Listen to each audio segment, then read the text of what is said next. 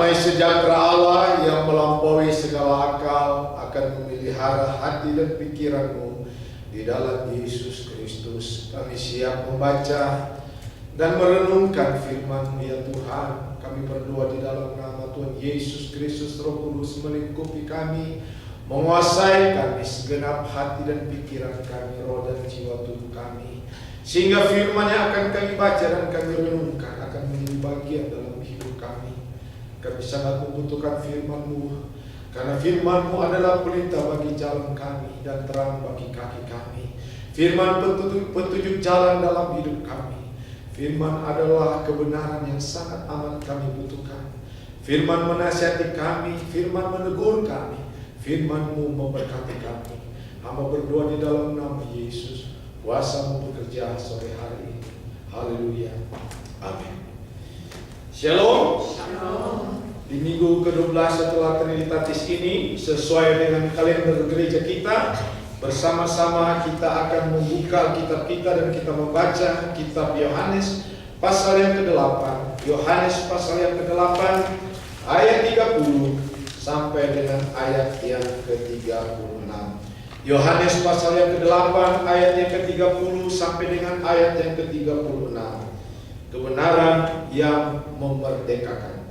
Ayat 30, setelah Yesus mengatakan semuanya itu, banyak orang percaya kepadanya. Maka katanya kepada orang-orang Yahudi yang percaya kepadanya, "Jikalau kamu tetap dalam firman-Ku, kamu benar-benar adalah murid-Ku, dan kamu akan mengetahui kebenaran, dan kebenaran itu akan memerdekakan kamu." Jawab mereka, "Kami adalah keturunan Abraham dan tidak pernah menjadi hamba siapapun. Bagaimana engkau dapat berkata kami akan merdeka?" Kata Yesus kepada mereka, "Aku berkata kepadamu, sesungguhnya setiap orang yang berbuat dosa adalah hamba dosa. Dan hamba tidak tetap tinggal di dalam rumah, tetapi anak tetap tinggal di dalam rumah. Jadi apabila anak itu memerdekakan kamu, kamu pun benar-benar merdeka." Puji Tuhan. Merdeka. Merdeka. Puji Tuhan. Tanggal 17 Agustus yang lalu, negara asal kita, Indonesia, merayakan hari ulang tahun yang ke-68. Dalam mengisi hari kemerdekaan itu, tentu kita semua tahu, pasti ramai di Indonesia. Dari Sabang sampai Merauke, pesta kemerdekaan diisi dengan berbagai macam kegiatan. Ada lari karung yang dirinya yang masuk di karung. Ada yang lari karung satu kaki kiri masuk di karung, pasangannya kaki kanan, lalu lomba. Ada yang lari tuyul, anak-anak masuk di karung, lalu karung itu dibolongin, dan mereka hanya lihat di lubang itu kayak tuyul, lari lomba. Ada yang tarik tambang. Yang lebih lucu yang saya lihat, dari sana, dari sini saling tarik, yang putus tali di belakang. Yang di belakang ini putus. Saya lihat di TV, saya nonton. Yang panjat pinang, makan kerupuk yang digantung di tali, begitu ramai. Pesta kemerdekaan. Orang bersorak-sorai dengan menikmati kebebasan 60 tahun. Bangsa Indonesia terlepas dari jajahan Belanda dan Jepang. Di tengah-tengah keramaian, para wartawan, wartawati sibuk dengan mencari informasi. Ada beberapa wartawan mendatangi beberapa masyarakat. Ada yang datang kepada tukang ojek, ada datang kepada sopir angkot, ada yang datang penjual warteg, ada yang datang kepada pegawai negeri, ada datang kepada bisnismen. Mereka datang dari berbagai macam lapisan sosial masyarakat. dengan dua pertanyaan yang selalu mereka sampaikan. Dengan pertanyaan pertama, menurut Ade, menurut Mas, menurut Anda, menurut Bapak, menurut Ibu, apa sih kemerdekaan itu? Ada yang menjawab, oh merdeka terlepas dari jajahan penjajah. Good. Merdeka, kami tidak diatur lagi oleh negara-negara luar. Lalu pertanyaan kedua, apakah Mas, Ade, Ibu, Bapak benar-benar merasa merdeka di Indonesia? Oh, kami hidup di negara yang sudah merdeka 60 tahun, tetapi kami tidak merdeka. Ini persoalan. Kenapa Bapak, Adik, Ibu bisa mengatakan demikian? Kami masih terjajah soal ekonomi. Kami masih terjajah soal sosial. Kami masih terjajah soal politik. Kami masih terjajah soal kebebasan. Kami tidak bebas. Kami tidak menikmati hidup kemerdekaan di negeri ini. Jadi menurut Anda, Bapak, Adik, Ibu, kemerdekaan yang sesungguhnya bagaimana sih? Apabila ekonomi telah pulih, Pak. Apabila politik telah normal. Apabila sosial kita stabil. Semua. Itukah definisi kemerdekaan yang sesungguhnya? Itu yang diharapkan. Nah, saudaraku yang kekasih dalam Tuhan, kalau kita membaca dan saya bandingkan tentang apa yang dicatat oleh Yohanes di dalam Yohanes pasal yang ke-8 tadi, ayat 30 sampai 36, tidak beda jauh. Hanya beda di sini adalah orang yang hidup pada zaman Yesus ini, orang Yahudi, ahli Taurat, para Farisi, merasa merdeka, tetapi sebenarnya belum merdeka. Itu bedanya di situ. Bangsa kita merdeka, tetapi tidak merasakan kemerdekaan. Karena kemerdekaan hanya diukur dari apabila kebutuhan fisik, ekonomi, sosial, politik terpenuhi, maka mereka rasa itu adalah merdeka yang sesungguhnya. Tetapi yang kita baca dalam teks tadi, orang yang merasa merdeka tapi sebenarnya hidup tidak merdeka, itu agak beda gitu. Nah, kisah tentang Yesus menyatakan tentang kemerdekaan berawal dari satu peristiwa. Kalau saudara membaca dari Yohanes pasal yang ke-8 ini, dari Yohanes pasal yang ke-7, 8 dan seterusnya, ini yang melatar belakangi sampai muncul kepada ayat yang ke-30 sampai 36, itu diawali dari sekelompok orang yang datang kepada Yesus, yang terdiri dari para ahli Taurat, yang terdiri para orang-orang Farisi, dan diikuti oleh masyarakat Yahudi yang menangkap seorang perempuan yang didapati berzinah, lalu membawa perempuan ini di hadapan Yesus, dan untuk menuntut Yesus memutuskan hukum apa yang dilakukan, yang Yesus akan kerjakan kepada perempuan yang didapati berzinah ini, sambil mereka membandingkan hukum Musa yang mereka ajarkan dan berikan kepada Yesus. Yesus ini kami dapati seorang perempuan yang berzinah. Menurut hukum Musa, dia ini harus dilempar sampai mati. Dan menurut kamu kira-kira apa hukum apa yang harus dilakukan? Ini yang melatar belakangi para ahli-ahli Taurat, orang-orang Farisi. Nah, waktu saya membaca ayat-ayat ini, yang menjadi pertanyaan bagi saya, kalau di Indonesia yang menangkap perempuan yang model seperti ini biasanya siskambling, penjaga malam, masyarakat sekitar. Tapi yang lucu yang menangkap ini ahli Taurat.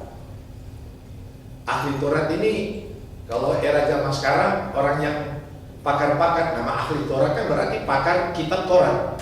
Berarti dia ya kira-kira seperti saya lah gitu kan, pendeta gitu. Yang seharusnya ada di gereja, tapi bingung kok bisa menangkap perempuan yang berzina. Gak tahu di mana ya. Ada aktivitas tambahan rupanya di ahli Taurat.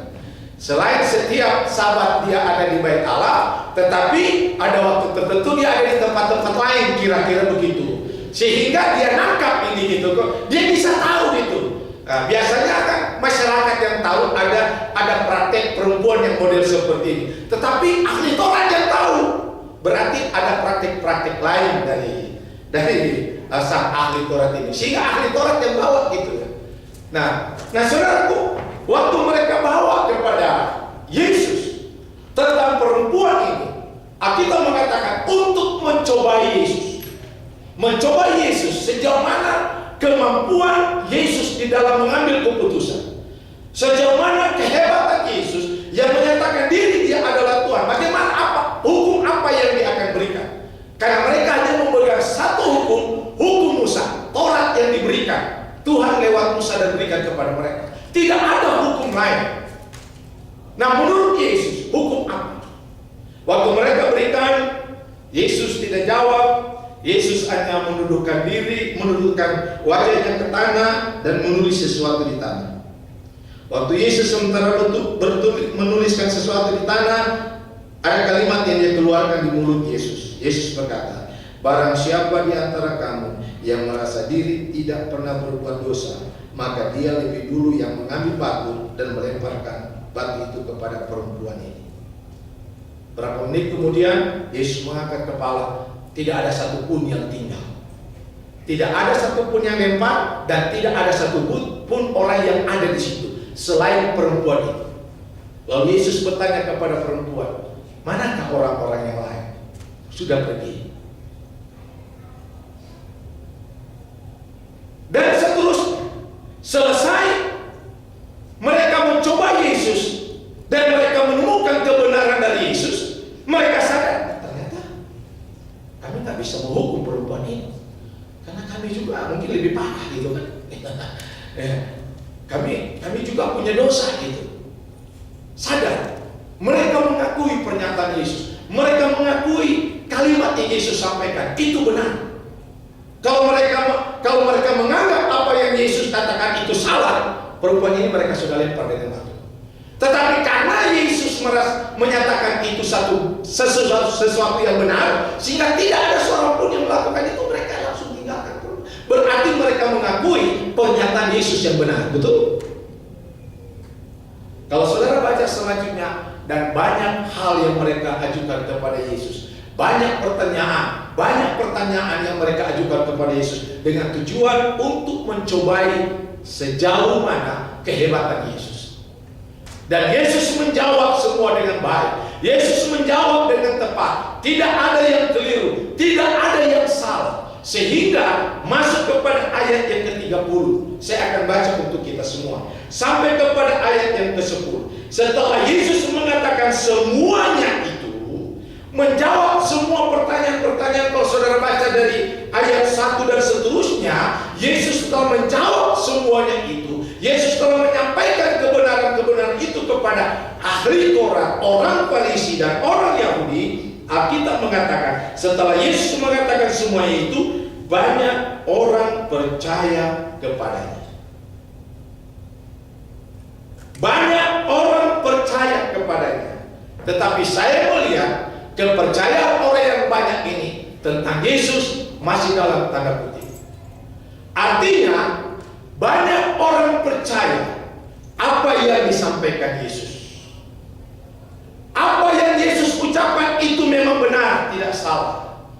Perkataan Yesus itu tidak keliru. Argumen Yesus itu tepat, akurat, sempurna. Dan mereka percaya itu. Tetapi sayang, hanya sampai kepada percaya apa yang Yesus katakan. Sayang, hanya sampai percaya akan kehebatan, keluar biasa Yesus menjawab. Sayang, hanya sampai terbatas kepada melihat bahwa apa yang Yesus sampaikan itu sesuatu hal yang benar. Tidak dapat dipungkiri, itu memang benar. Tapi soal mengakui Yesus itu adalah Tuhan, tunggu dulu. Itu yang saya katakan. Percaya di sini masih dalam tanda kutip. Percaya cuma percaya tentang perkataan Yesus, percaya tentang kuasa Yesus, hanya sampai situ. Tidak ada seorang pun yang meragukan kehebatan Yesus sejak zaman Yesus ada. Apakah itu ahli Taurat, orang Farisi, semua sampai era zaman sekarang, tidak ada seorang pun dan tidak ada satu agama pun yang tidak mengakui kehebatan Yesus. Semua. Kalau saudara bertanya kepada agama-agama lain, mereka mengakui kehebatan Yesus. Mereka mengaku Yesus menyembuhkan orang sakit, Yesus mencelingkan mata yang buta, Yesus menyembuhkan yang lumpuh. Bahkan mereka percaya Yesus membangkitkan orang yang mati. Tetapi soal mengatakan percaya nggak Yesus adalah Tuhan, nah tunggu. Jadi mereka tahu hanya sebatas kekuasaan Yesus, kehebatan Yesus, keluar biasa Yesus, tetapi status Yesus sebagai Tuhan.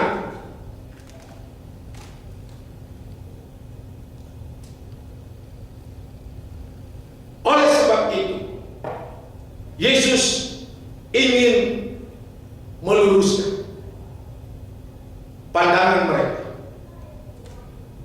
Yesus tidak mau mereka memandang dia hanya melihat tentang pernyataannya yang luar biasa yang membuat mereka percaya dan kagum. Yesus tidak mau hanya sampai di situ saja, tetapi Yesus mau mereka masuk kepada lebih dalam lagi, mengenal dia secara pribadi. Siapa dia itu sesungguhnya? Siapakah dia sesungguhnya itu? Oleh sebab itu, kalau kita renungkan dan kalau kita perhatikan, paling tidak ada 3 kebenaran yang kita temukan di dalam pembacaan ini. Kebenaran yang pertama adalah apa kemerdekaan itu?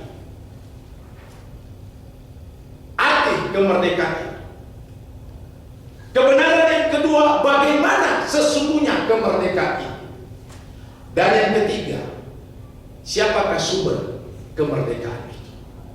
Ada 3 hal yang sangat penting yang Yesus ingin jelaskan kepada orang-orang Yahudi, ahli Taurat, orang Farisi. Dan ketiga hal ini juga penting untuk kita ketahui.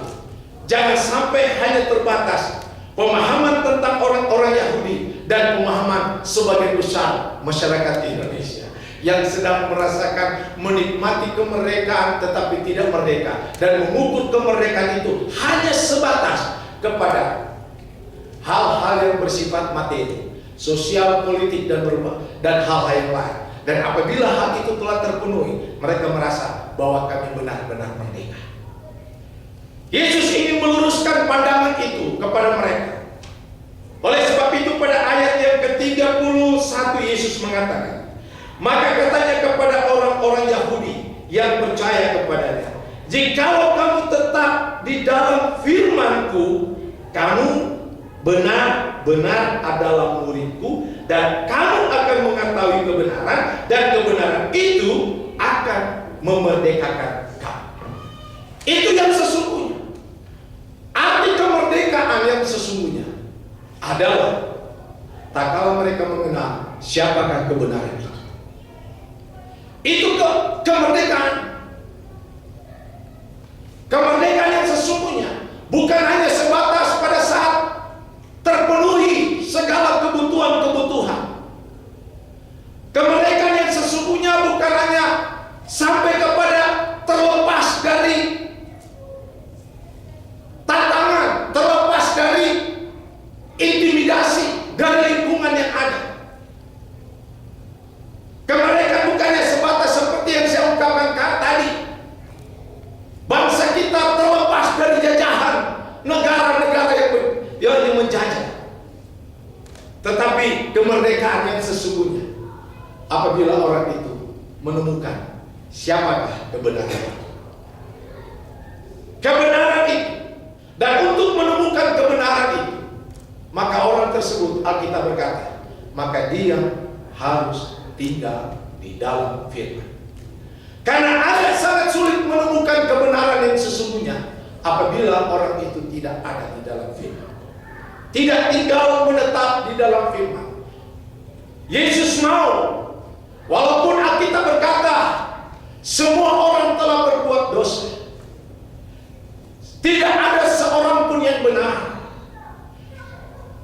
Dunia telah kehilangan kemuliaan. Tetapi bagian lain Yesus berkata, aku tidak mau seorang pun tidak diselamatkan. Yesus mau semua manusia diselamatkan. Yesus mau setiap yang percaya menikmati keselamatan. Oleh sebab itu dia ingin memberikan satu pernyataan kepada orang Yahudi. Dia tidak mau mereka hanya stop kenal, tahu Yesus kepada tingkat kemampuan Yesus, tetapi Yesus mau supaya mereka mengenal kebenaran daripada Kristus itu. Kebenaran itu adalah firman, firman itu adalah Kristus. Jadi kemerdekaan yang sesungguhnya dari seseorang adalah kemerdekaan tak kala dia dapat menemukan siapakah Kristus itu sesungguhnya. Dan Kristus sesungguhnya dia bukan hanya sebatas seorang pribadi, sosok yang sanggup menyembuhkan, sosok yang sanggup memulihkan, sosok yang sanggup membangkitkan orang mati, sosok yang sanggup menyelesaikan segala persoalan hidup manusia, sosok yang bukan hanya sebatas kalau mendengar perkataannya sangat menyentuh hati, bukan hanya sebatas itu, tetapi kebenaran Yesus Kristus, dia adalah pribadi, dia adalah Tuhan. Satu pribadi yang sangat luar biasa, satu pribadi yang dahsyat, satu pribadi yang sangat luar biasa. Dia memperkenalkan diri, menyampaikan itu kepada orang-orang banyak. Jadi bukan lagi orang-orang ini yang memberikan pertanyaan, tetapi sebaliknya memberikan pernyataan. Bukan pertanyaan yang dia terima dari mereka, tetapi pernyataan yang mereka berikan, Yesus berikan kepada ahli Taurat, orang Farisi dan orang Yahudi, bahwa kemerdekaan yang engkau bisa terima apabila engkau tinggal di dalam firman, dan firman itu adalah kebenaran, dan kebenaran itulah yang dapat memerdekakan kamu. Dan apabila kebenaran itu memerdekakan kamu, kamu benar-benar merdeka. Bukan hanya merdeka dari terlepas jajahan, tetapi merdeka dari berbagai macam persoalan hidup. Itu yang pertama yang Yesus sampaikan pada mereka. Dan kedua, kemerdekaan bagaimana yang sesungguhnya. Tak kala Yesus menyampaikan tentang kemerdekaan, orang-orang Yahudi ahli Taurat katakan, bagaimana kamu mengatakan kami harus merdeka? Kami ini keturunan Abraham, dan kami tidak pernah dijajah. Karena kami turunan Abraham, kami tidak pernah menjadi hamba lain, tetapi kami adalah keturunan Abraham. Tetapi Yesus berkata, barang siapa hidup di dalam dosa, dia adalah hamba dosa. Dan hamba tidak pernah tinggal tetap di dalam rumah, tetapi anak tinggal tetap di dalam rumah. Jadi setiap orang yang diperhambakan oleh dosa, maka Alkitab berkata dia sedang dijajah oleh dosa itu. Jadi kemerdekaan yang sesungguhnya yang Yesus inginkan setelah mengenal pribadi dia yang sesungguhnya, bahwa dia adalah Tuhan, maka yang kedua adalah terlepas dari segala ikatan-ikatan dosa, segala apa yang mengikat hidupnya,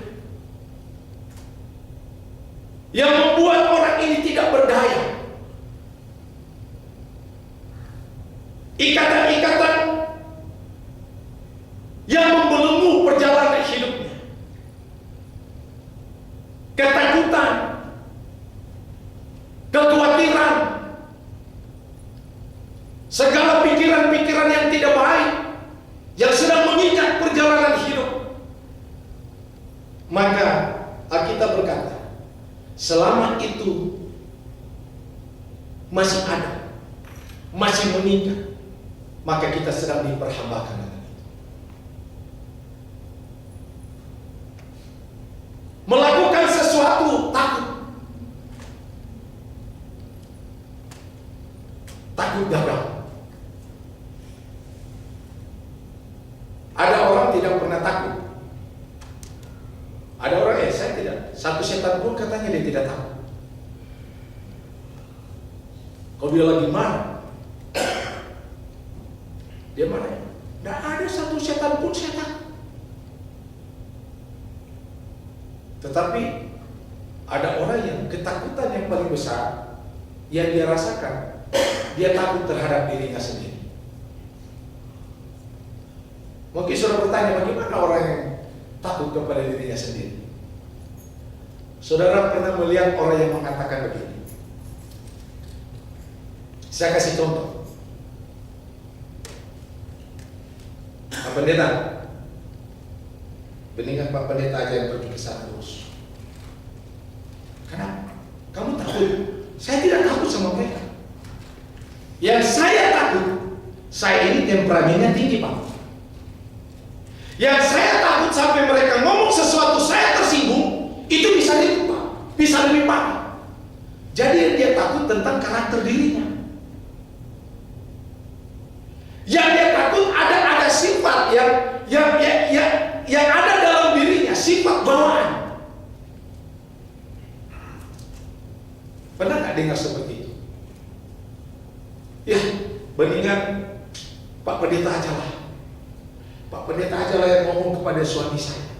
Pak Pendeta lah saja yang ngomong kepada istri saya. Pak Pendeta saja yang ngomong kepada anak-anak saya.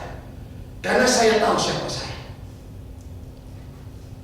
Saya takut, Pak. Kalau saya ngomong, dia lawan, saya bisa kalah tinggi. Saya bisa lebih marah lagi dari mereka. Itu yang saya takutin, Pak. Berarti bukan orang itu dia takut apa yang ada dalam dirinya. Karakternya yang ada di dalam dirinya. Nah, selama itu tetap menguasai hidup kita, maka kita sedang diperhambakan oleh karakter itu. Kita sedang diperhambakan oleh karakter itu. Maka kita berkata, itu harus dilepaskan supaya kita sungguh-sungguh merdeka. Selama tidak, kita berjalan tidak aman. Kita berjalan tidak tenang. Dimanapun kita berada, kita selalu jaga ada satu bagian hidup kita yang tidak bisa disentuh oleh orang lain. Yang apabila disentuh bisa ribut. Saya sih sebenarnya Pak nggak takut siapapun. Cuma Pak, saya ini yang saya takutin, saya ini pribadi yang gampang tersinggung, Pak. Pernah nggak dengar seperti itu? Karena orang yang kita mau ketemukan itu orangnya asal ngomong aja, Pak. Nah, kalau saya tersinggung bisa berani. Saya bisa melakukan hal-hal yang di luar kontrol. Yang ditakutin apa? Sifat rasa tersinggungnya. Nah, selama berjalan dalam sikap karakter gampang tersinggung, perjalanan hidup kita tidak enak. Dan kita sedang diperhamba dengan karakter gampang tersinggung. Nangkap nggak maksud itu, saudara? Tidak enak. Nah, kita berkata hal-hal seperti ini harus dilepaskan. Harus dilepaskan. Karena kalau tidak, sekalipun kita percaya Tuhan, maka kita tidak pernah dituntun oleh Tuhan. Karena kita sedang diperhambakan dengan karakter sifat hidup yang tidak sesuai dengan Tuhan inginkan. Mau dilepaskan, memang pada saat dilepaskan itu sangat sakit. Sangat sakit. Tetapi demi pemulihan rohani,